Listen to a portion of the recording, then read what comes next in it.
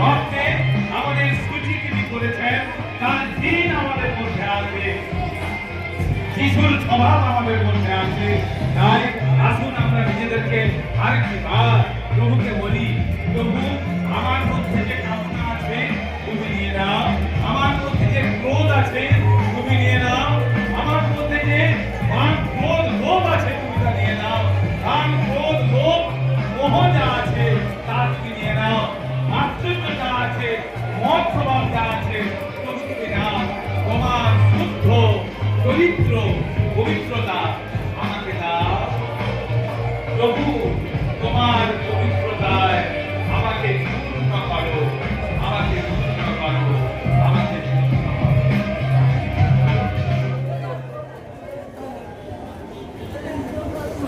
প্রিয় পিতা, আজকে তোমার ছেলে মেয়েরা আমরা তোমার চরণে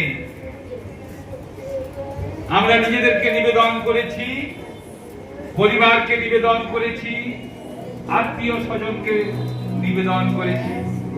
প্রিয় ভাই বোন, যদি আপনি কারো উদ্ধারের জন্য প্রার্থনা করেছেন, আপনি তার কাছে যাওয়ার জন্য ঈশ্বরের কাছে প্রার্থনা করুন যে প্রভু তুমি আমাকে নির্দিষ্ট দিন দাও, নির্দিষ্ট বাক্য দাও, যেন আমি তার কাছে গিয়ে সেই নির্দিষ্ট বাক্যটা তার কাছে আমি দিতে পারি। প্রভু তুমি আমাদেরকে আত্মার চিকিৎসক রূপে তৈরি করেছো, তার জন্য ধন্যবাদ দিই। আত্মার চিকিৎসা আমাদের দ্বারাই করতে হবে এবং ঈশ্বরের রাজ্য এভাবেই বৃদ্ধি পাবে। আমাদের প্রত্যেকের জন্য প্রার্থনা করি, আমাদেরকে তুমি শুদ্ধ করলে, পাপের ক্ষমা দিলে।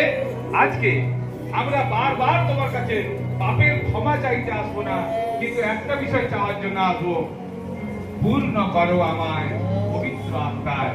প্রিয় ভাই বোন, যদি পাপ থাকে সেখানে পবিত্রতা থাকতে পারে না। যদি একটা বালতিতে জল রাখি, জলে যদি বালতিটা লিক থাকে, ফুটো থাকে, সমস্ত জল বেরিয়ে চলে যায়। আপনার জীবনে আমার জীবনে যদি কোনো ফুটো থাকে তাহলে পবিত্রতা বেরিয়ে যাবে। প্রিয় ভাই বোন, প্রার্থনা করি, যিশুর রক্তের প্রলেপ লাগিয়ে দিই। প্রভু আমি তোমাকে কথা দিচ্ছি, আর আমি পাপের পথে যাব না গো, তুমি আমাকে অনুগ্রহ দাও, আমাকে অনুগ্রহ দাও। আমাকে তুমি প্রভু বুকে জড়িয়ে ধরলে তার জন্য ধন্যবাদ দিই। যেমন অপব্যয়ী পুত্রকে তুমি আলিঙ্গন করেছিলে, আমি বিশ্বাস করি